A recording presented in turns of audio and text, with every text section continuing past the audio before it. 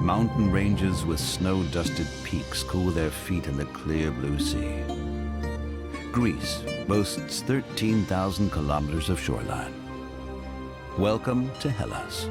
Welcome aboard a journey of discovery to the sites of classical Greek mythology, the roots of Occidental history, the birthplace of Western culture. Welcome home.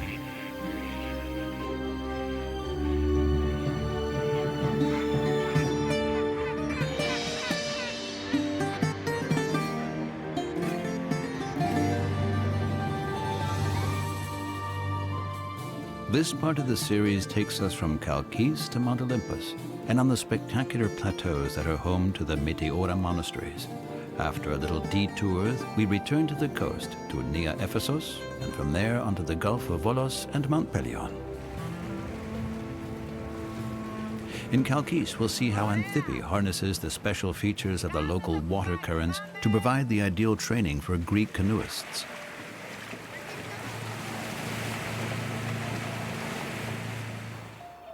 In the Meteora region, we'll visit the Varlaam Monastery, high up on a rock spire, where the abbot Benedictus shows us the white-knuckle rope winch method once used to reach the monastery. In Kalabaka, at the foot of the Meteora Monastery, we meet up with Christos, who on St. George's Day climbs up a steep rock face to place his girlfriend's scarf in a former hermit's cave. Yorgos inducts into the horse rituals for St. George's Day in a region where for hundreds of years civilians were forbidden to own horses. Katarina and Nikolaos introduce us to the art of drinking Tsipouro, a pomace brandy enjoyed in Volos, preferably with seafood. Not far from there on Mount Pelion, it's all aboard with engine driver Dimitris on the Pelion Railway. He shows us the technical challenges and the beauty of nature along this traditional mountain train route.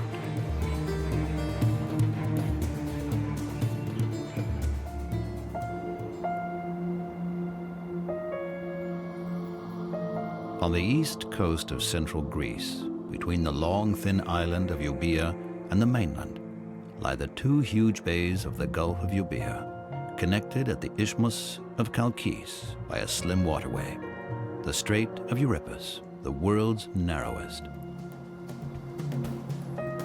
The two parts of the Gulf are like two giant bathtubs. The tides in the two tubs differ slightly, creating a current to be reckoned with in the water that flows between them.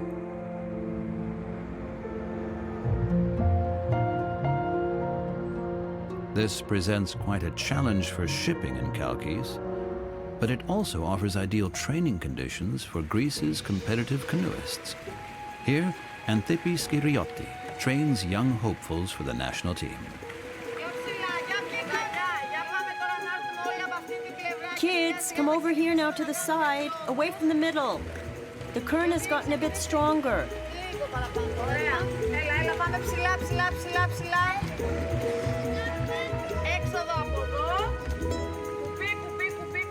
Xantippe was a professional canoeist herself once and knows how to motivate her young charges.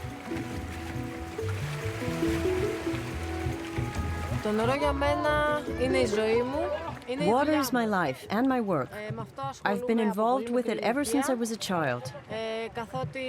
I'm from Chios, one of the Aegean Islands, and there I learned to swim, in the sea and not in a pool. The ocean is the source of what I do. It's my inspiration, my life. Here's where I started my family, and here's where my job is.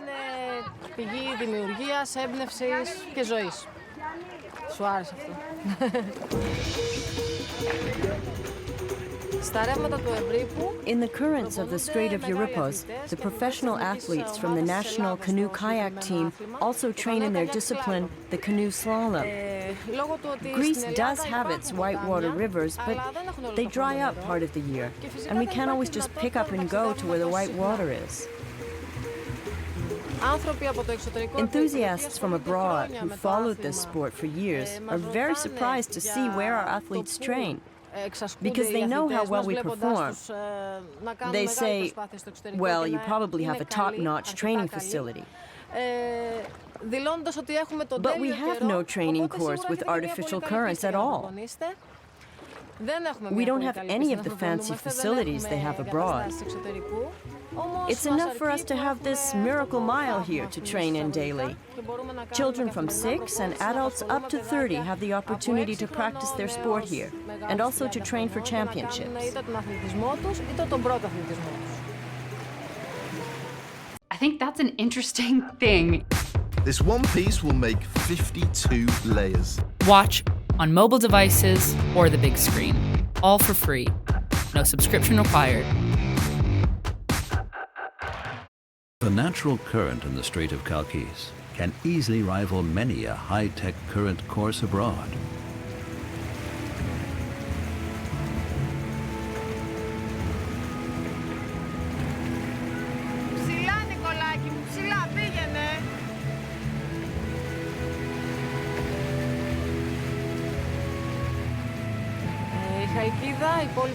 Living in Chalcis means I can get up in the morning and see the sea.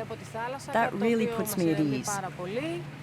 In the summer, but in the winter as well, you can just jump into the ocean whenever you like. I'm in direct contact with the water daily. I train the kids and sometimes climb into the boat myself to demonstrate something.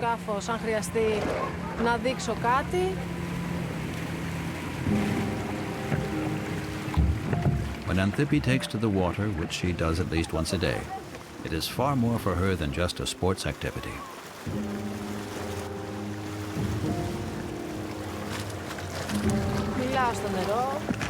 I talk to the water. I'm in awe of it. It gives me courage. The water gives you a fantastic sense of well-being, which remains with you throughout the day.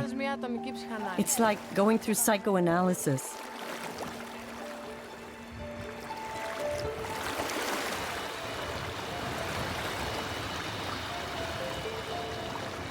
Every 6 hours, with astonishing regularity, the at times very strong current at Chalcis changes its direction.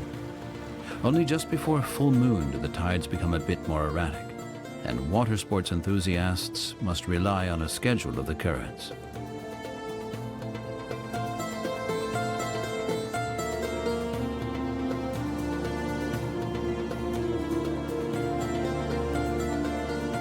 A good bit farther up the coast, well beyond the Strait of Euripus, lies Thessaly. Back in the Stone Age, this was the first port of call for settlers coming from the southern Mediterranean. Here stands a famous landmark, and not just of the region. Mount Olympus, Greece's highest mountain. Its peak is encircled almost year-round by a more or less thick band of clouds. Olympus means illuminated place, and according to classical Greek mythology, the 12 most important gods in the pantheon reigned from here on high, in and above the clouds.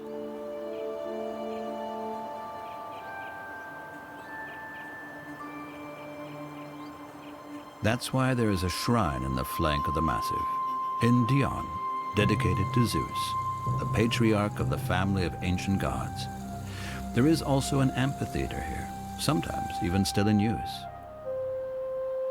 This was also a special event location of the classical era. Competing with the Greeks, the Macedonians held their own Olympics, right under the watchful eyes of the gods, as the Macedonians said with pride. Here, and not in Delphi, is where Alexander the Great also made sacrifices to the gods before he set off to conquer Asia. Weather permitting, many hikers can be found climbing the 6 peaks to an altitude of 2,900 meters, to the home of Zeus and his clan. The divine siblings often argued amongst themselves until Zeus, the cloud gatherer and lightning bolt thrower, stepped in to lay down the law. One reason, so the mythology would have it, for the unpredictable weather that is still typical of Mount Olympus today.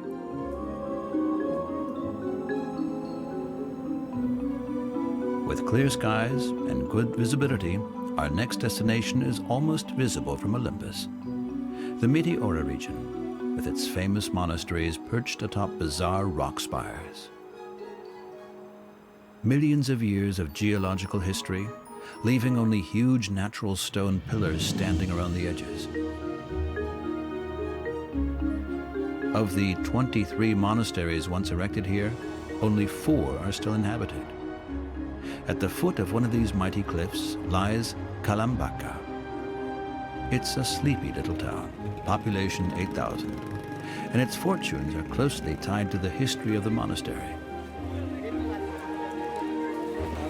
The marketplace is also a mainstay for the monks. Nowadays, the monasteries mainly source their food supplies regionally. In earlier times, they had to rely on food donations and whatever they could grow themselves up on the cliff top.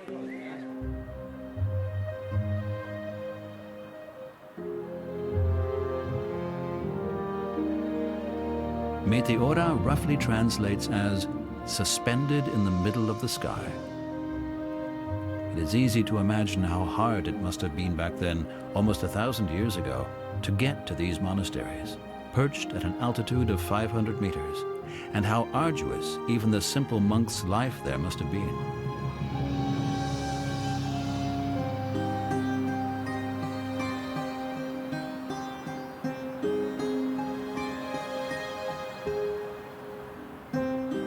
The Va La'am Monastery is one of 4 such facilities still lived in today. 10 monks reside here.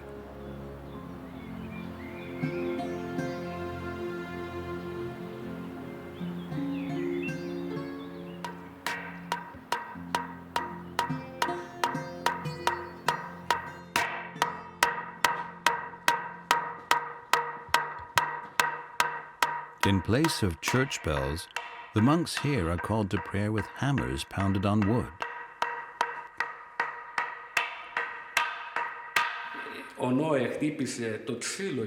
Noah pounded on wood to get the animals and the people to come aboard the ark and save themselves from the flood.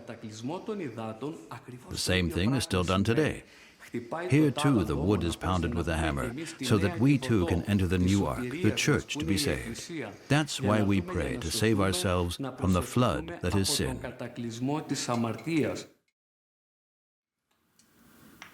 On days where there are no visitors to the monastery, the monks can devote themselves entirely to prayer and contemplation.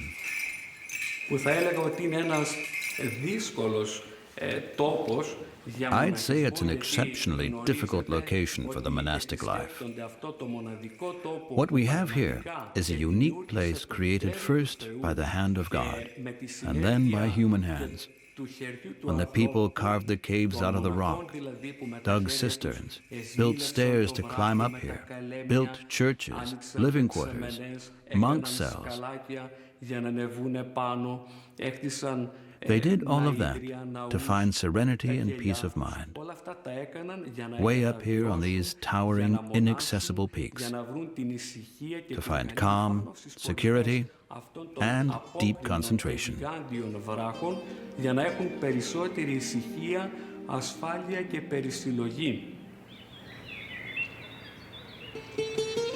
In former times, the monks planted gardens up here to provide for themselves, but their produce was barely enough for a pauper's rations.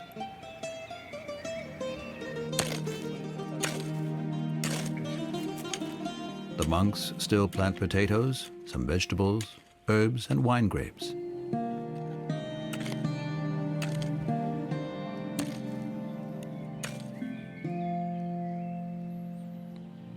Even back then, pious villagers in the valley below donated other essentials. The brothers used a pulley to haul the goods up to the monastery.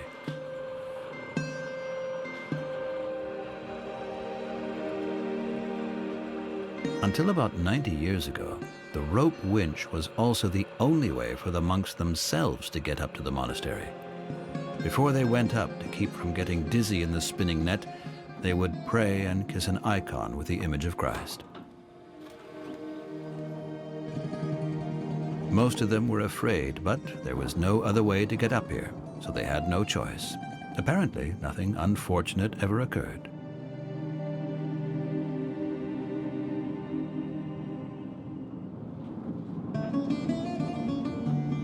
2 monks would turn the rope winch, and it took half an hour to bring someone up to the top. You can imagine how much time and effort it took to get all the materials up here to build the monastery. And not only this one, but all the other monasteries on the Meteora as well.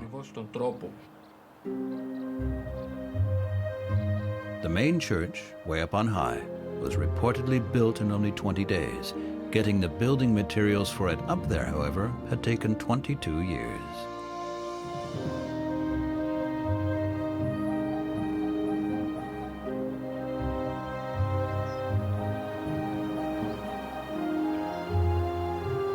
In the meantime, access roads have been built, and buses even come right up to the foot of the cliffs. A footbridge was built, and 130 steps were carved out of the rock. Vala'am has since enjoyed easier access, and visitors as well.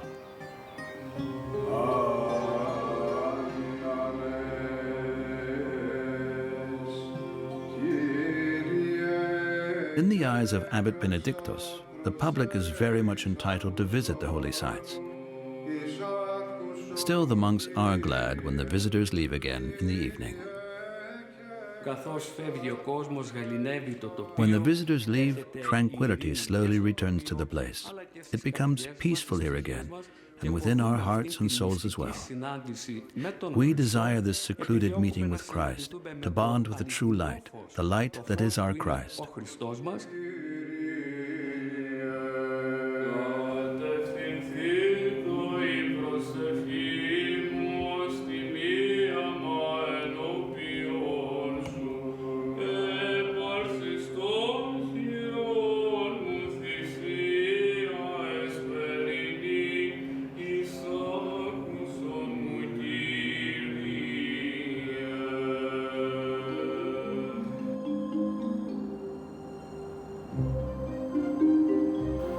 At the foot of the Meteora monasteries lies Castrati. Hermits once lived in seclusion here, too, in caves. One that remains is St. George's Cave. On the names day of the sainted George, this becomes the site of an extraordinary spectacle. For generations, the St. George's climb has been held here. For Christos Theophetas, it's a very special event, and the day before he makes the necessary preparations. He climbs the steep rock wall in advance to secure a thick rope, to make it easier for the climbers participating in the next day's event. For the first meters, he's not really secured. He then finally reaches the first loop to which he can fasten a climbing rope.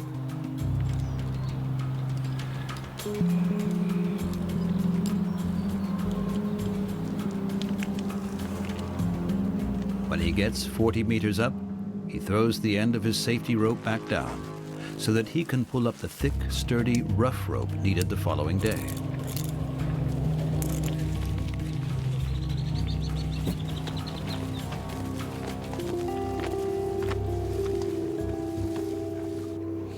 Meanwhile, others were busy decorating the chapel at the foot of the cliff for the festive occasion.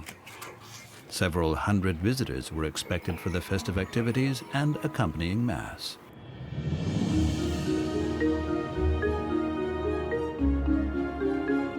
The St. George's Day climbing event is a homage to the hermits who in the 9th century climbed the towering rocks of the region without safety rope to live a life of seclusion in the caves and crevices there.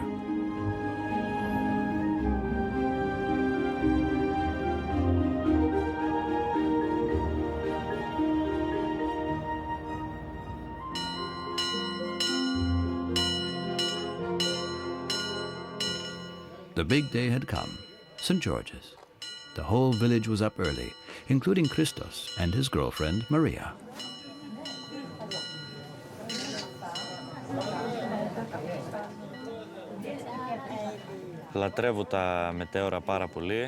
I started mountain climbing when I was 13. What else is there to do here as a young person? What with the mountains right next door? Now I'm 28. I have great reverence for Meteora, and today is a special day for us.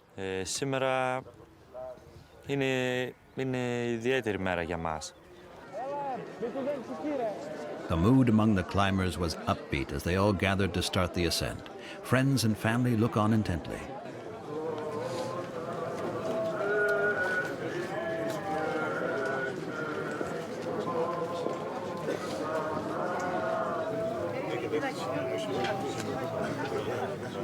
The last preparations for the combined religious celebration and sporting event run side by side. And off they went. It's a difficult ascent. Some of the climbers were veterans of the event, with many years' climbs behind them. Today, they'd overcome their fears to test themselves against the steep rock face yet again, bravely taking on a challenge that doesn't get any easier with age.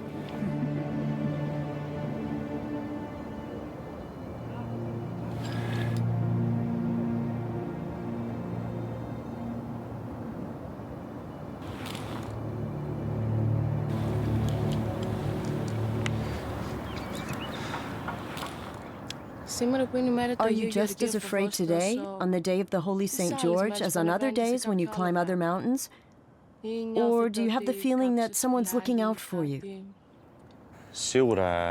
We actually do have the feeling that St. George protects us. And for us mountaineers, it's somehow easier to climb here.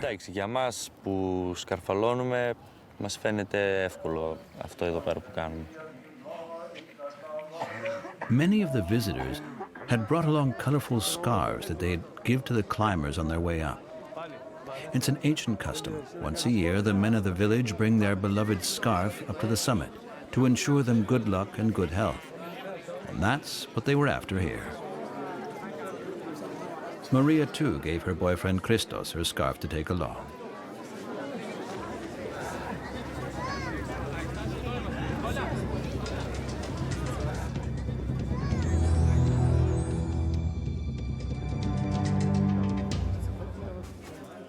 Christos took a head camera along, so that later he'd be able to show Maria how it feels to look down the massive from above.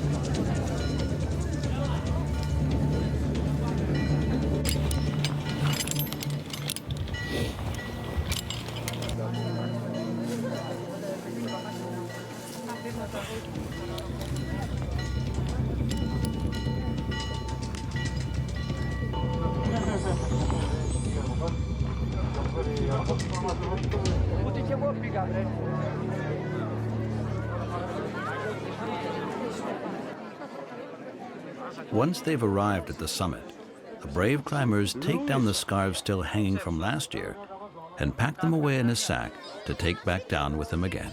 That, too, is part of the annual religious ritual.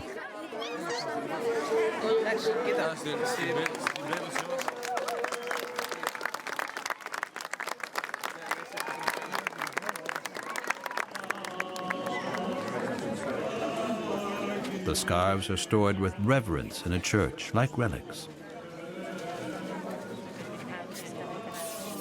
Some of them are then torn up and the pieces distributed among the visitors and worshippers.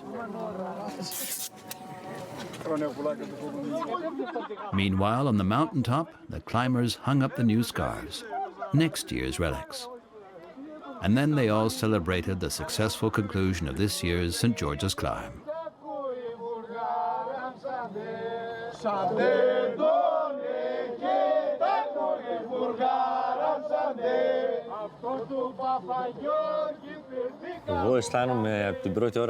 On this day, I feel somehow stronger than usual. It's something I can't describe. It's just a very special day.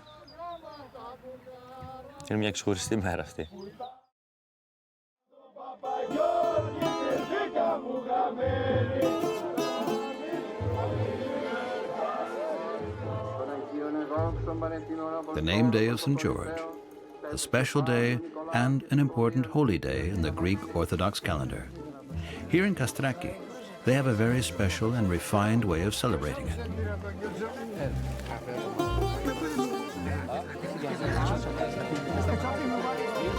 Everyone is sprayed with a bit of fragrance that has been blessed, and whoever can afford it makes a financial contribution.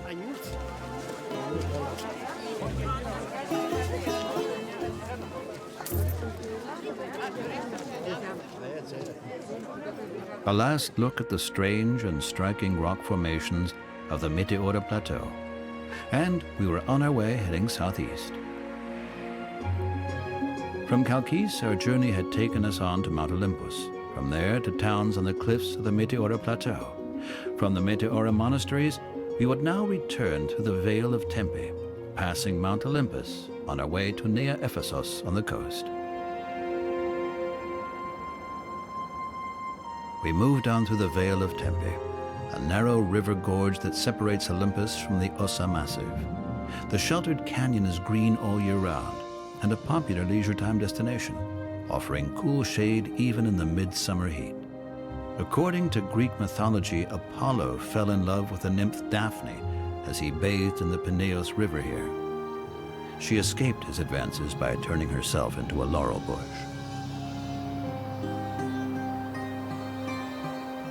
St. George is also of great importance for the region around Nea Ephesos, because though Alexander the Great had learned to ride in this plain as a child later on, under Ottoman rule, private citizens were not allowed to own horses. The Ottoman Turks were too afraid that the horses could be used for attacks against them.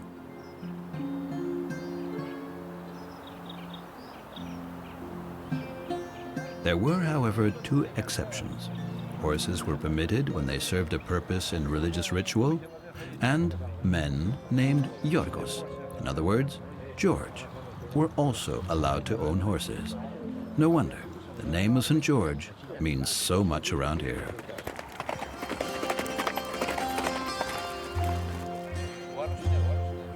Nowadays, anyone here who has the desire and the financial means can own horses.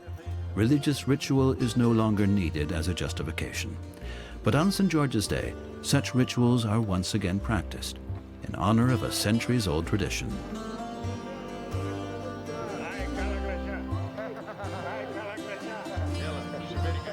And in these parts, Yorgos, George, is the second most common male name.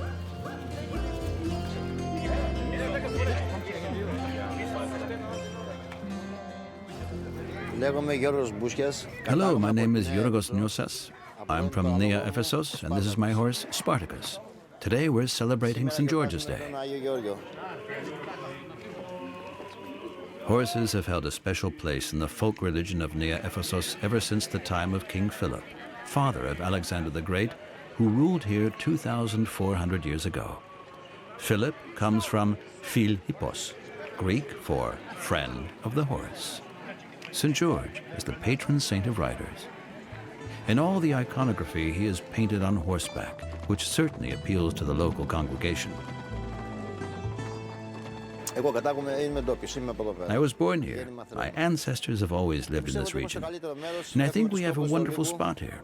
We live at the foot of Mount Olympus. We have the sea. Maybe it's the best place there is.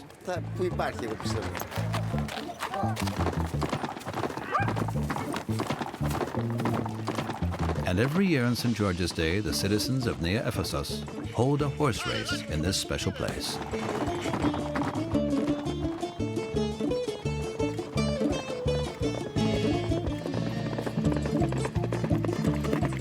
And it's Yorgos leading the pack.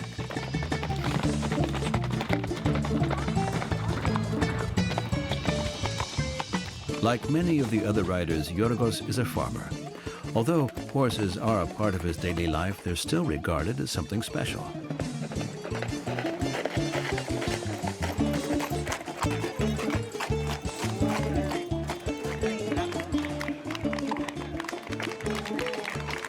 The race was over. The winner, not Yorgos this time after all, receives a live lamb.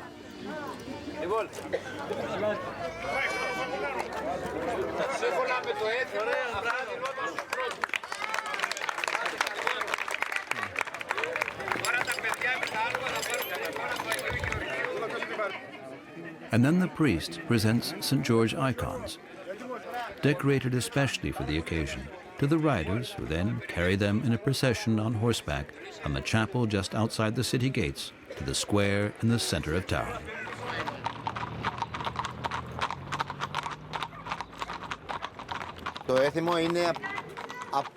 This tradition with the horses is very, very old. That's also why we're trying to keep it alive. The procession with the icon is always done on horseback in honor of St. George. And St. George really does work wonders. He helps us, the mountain climbers, and the horses.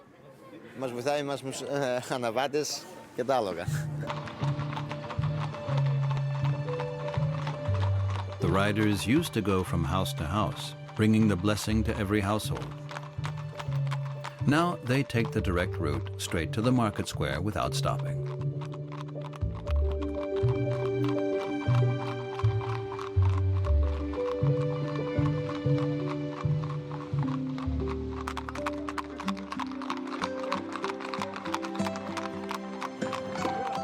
There in the middle of town, the mayor and a reception committee welcome and water the riders.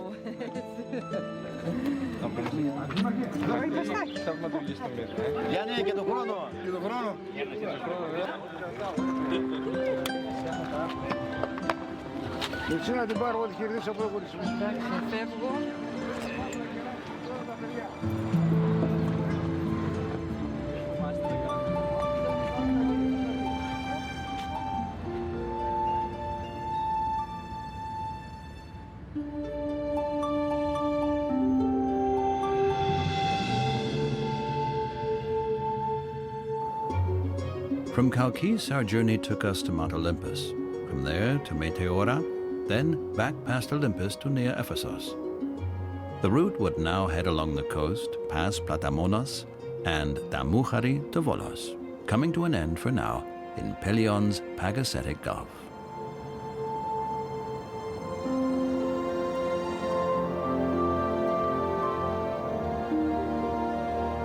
Just outside near Ephesus, the slopes of Olympus come right down to the sea. Creating a bottleneck on trade routes, noted even 1,000 years ago, is Platamonas Castle, enthroned upon a hilltop. This was once a border post of the kingdom of Thessaloniki. Further on, the Aegean Sea, sealed by Ulysses and the Argonauts in myth, and historically by Xerxes. It is now crisscrossed by container ships, sailboats, yachts, and fishing boats.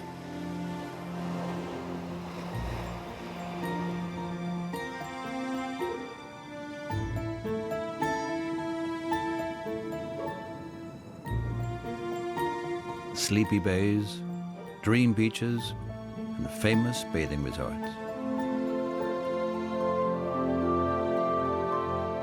Damuchari, made especially popular because part of the film version of the ABBA musical Mamma Mia was shot here. Just beyond the shoreline, Aphrodite's Rock, one of many throughout Greece, a symbol of lovers.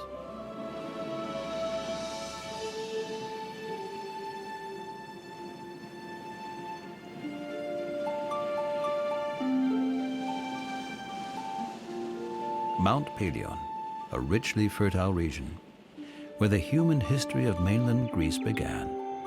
The first settlers in the Stone Age 12,000 years ago landed here. And here in these woods, according to Greek mythology, lived the centaurs, legendary creatures, half man, half horse.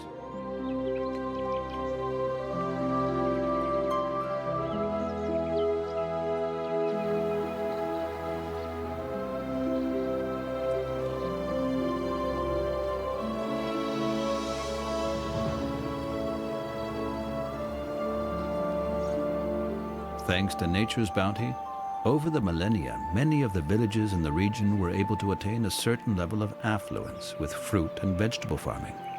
Their produce was exported throughout the Mediterranean, all the way to Egypt.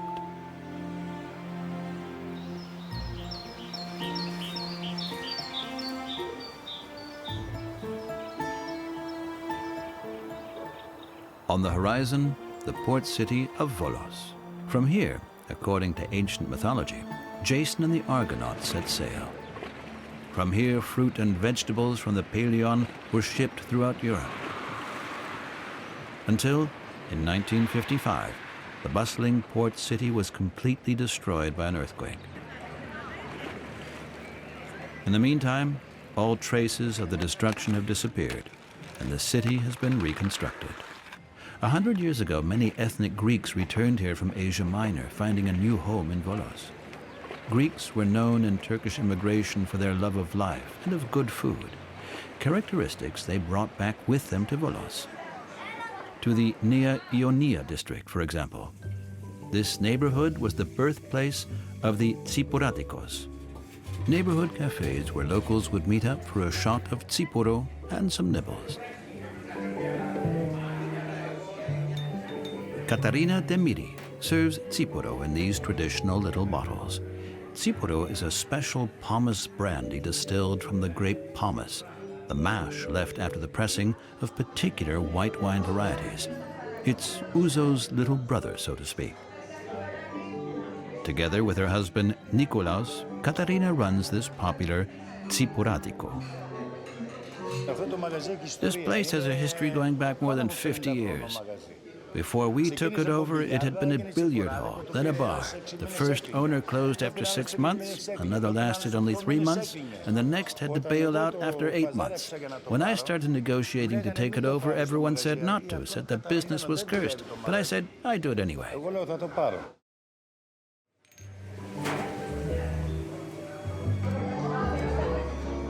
Unlike ouzo, Tsipouro generally has no anise note. It tastes more like grappa. Some drink it neat, some on the rocks.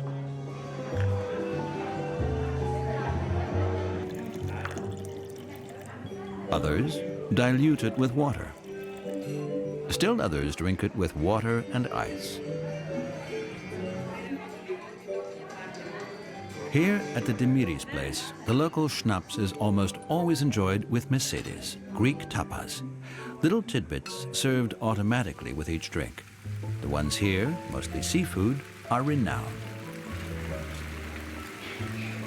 The mesedes, the little nibbles, are the real challenge for Catarina and her crew in the tiny kitchen. Because with each round of Tsipouro, the punters can expect to be served another completely different meze. So the cooks have to have quite a few culinary tricks up their sleeve. We always come up with something. We have 50 to 60 different mesedes. One can't drink so much Tsipouro, so we'll always be able to come up with a new variety. We know our regular customers. We know what they like to eat, and we never give them repeats. When we don't know a customer's preferences, we give them what we think they'd like. Sometimes we ask, too. But no one drinks 50 to 60 Tsipouro. That's just too much.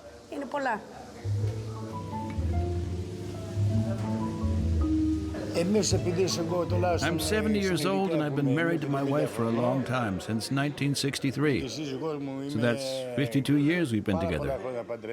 I was 18, she was 17. Even as a young boy, I was interested in the tradition of the Tsipouro cafes, the stories I heard from the fathers and grandfathers.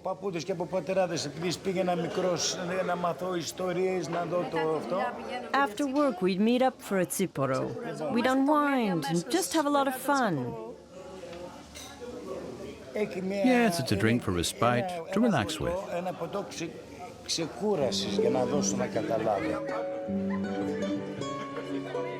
Most of the customers here are regulars, who come by like clockwork for a Tsipouro or two.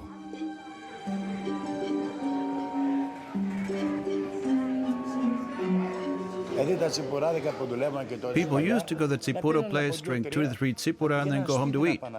If you don't eat a real meal at a Tsipouro cafe, it's drunk as an aperitif, 2 or 3 to whet the appetite, and then you go home. In the old days, women didn't go to the Tsipouradikos. True, it was a men's sport. You really only saw men in Tsipouradica. That changed later on, which was good. Women aren't domestic slaves, after all. They have to get out sometimes, too. But our grandfathers, with their old-fashioned views, saw things differently.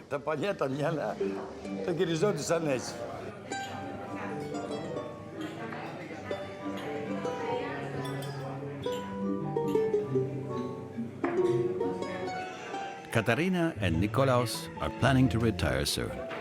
And if their children don't want to take over the business, other long-standing employees are ready and willing to step up to the plate. The Tsipouradico Dimiris in Volos won't be closing down anytime soon, at any rate.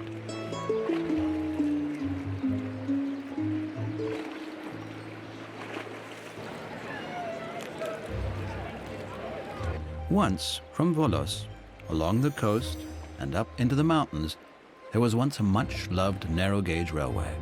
It transported the fruit from the orchards of Mount Pelion to the markets in Volos. But the road network expanded and the railway line was shut down. Nature reclaimed the tracks. Those who live up in the hills of the Pelion now had to drive home or go by foot.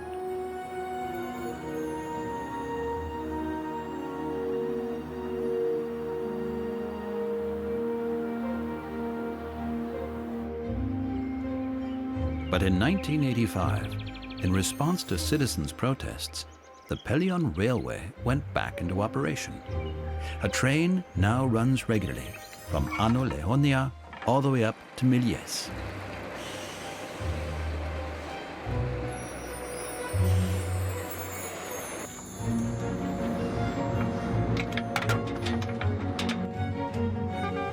Here, Dimitris Skafidas was busy readying his engine for the journey up into the mountains.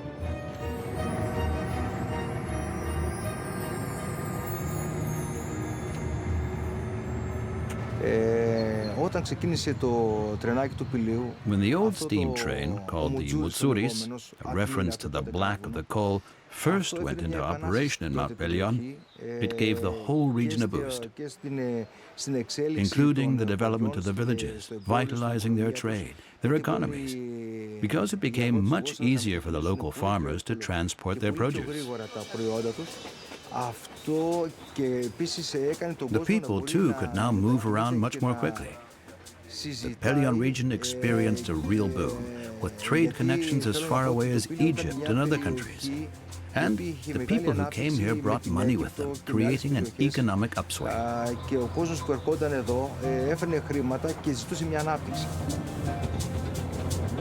Nowadays, the Pelion Railway, the Trenaki, transports no freight, only people, mainly day trippers and tourists seeking the thrill of the narrow mountain line.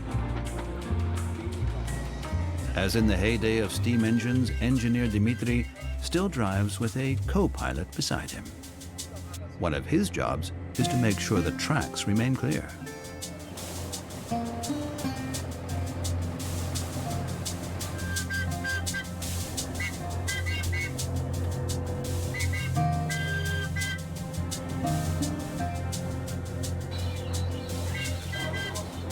The express train reaches a top speed of 20 kilometers per hour, and that's going downhill. Uphill speeds are significantly lower. That suits passengers out to see the sights just fine.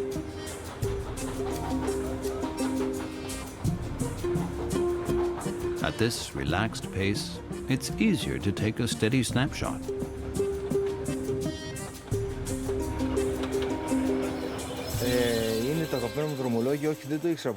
It's my favorite route. Although I never knew it as a child, only later did I get to know the area bit by bit. I grew up in Athens, you see. I'm not originally from Volos. When I started to work here, I discovered the beauty of Mount Pelion. I realized that it's a special mountain with many myths connected to it, which I later read and became familiar with. I liked everything I experienced here. I liked the green of the mountain and the view of the sea from up here, which is very calming.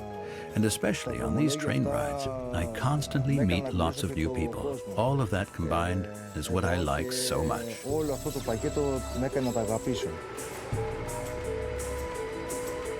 The father of painter Giorgio de Chirico designed some of these picturesque and at times truly breathtaking bridges, which still enthrall today's passengers of the Pelion Railway.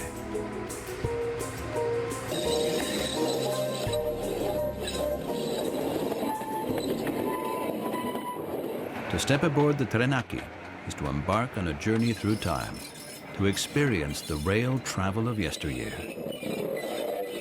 One is soon reminded that the rails in question are made of iron. It simply can't be overheard. Rail travel can also be an acoustic adventure.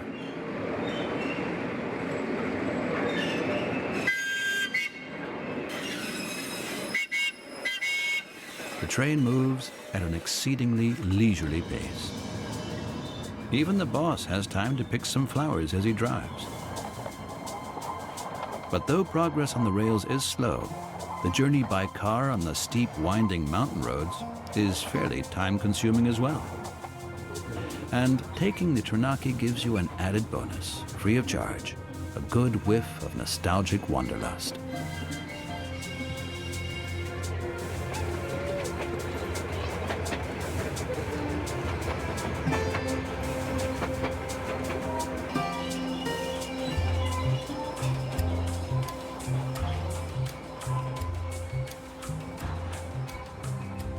After a full hour and a half on the rails, the Trenaki has covered a stretch of 28 kilometers and was now approaching the terminus at an altitude of 450 meters.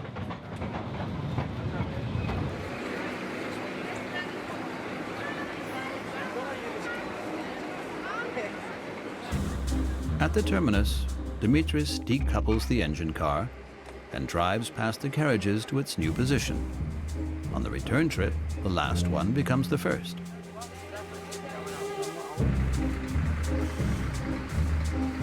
Finally, the engine has to be turned around. The suspenseful turntable maneuver is a moment eagerly anticipated by passengers in the know.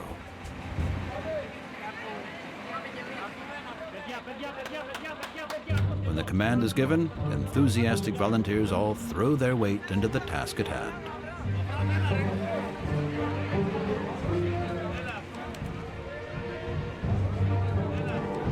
With the cries of heave-ho, the engine is turned around and then recoupled at the head of the new row of carriages.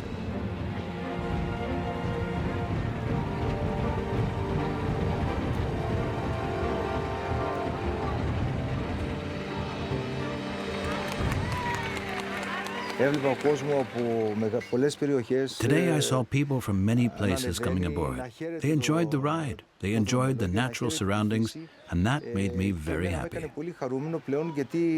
There were passengers on board from very far away, from Australia, America, Germany. And I shared in their joy at having been able to make this dream come true because, you see, Mount Pelion really is a dream destination.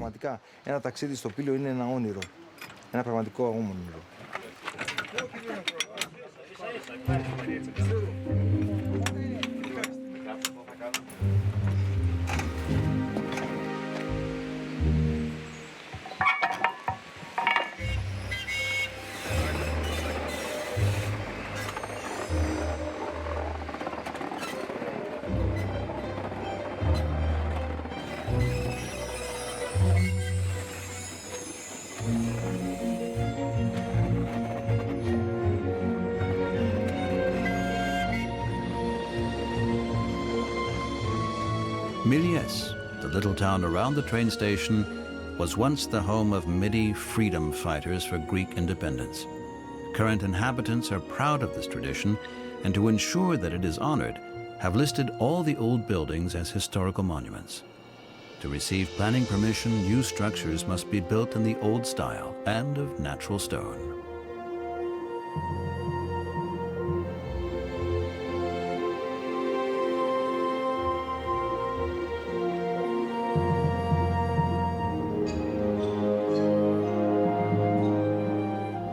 One last look around a landscape that, as legend has it, the gods created for their leisure. It is said that here their ruler Zeus brought all the beauty of Greece together in one place for his rest and relaxation. So it's no wonder that Greeks later founded quaint fishing villages and idyllic mountain settlements in this very spot, surrounded by the deep blue waters of the Pagasetic Gulf. Hilltop villages like this one, Trikeri. They built beautiful houses and churches. They planted trees, walnut and plane, olive, apple and pear, and grapevines for wine, so that residents and tourists alike can share in the good life of the Greek gods of yore.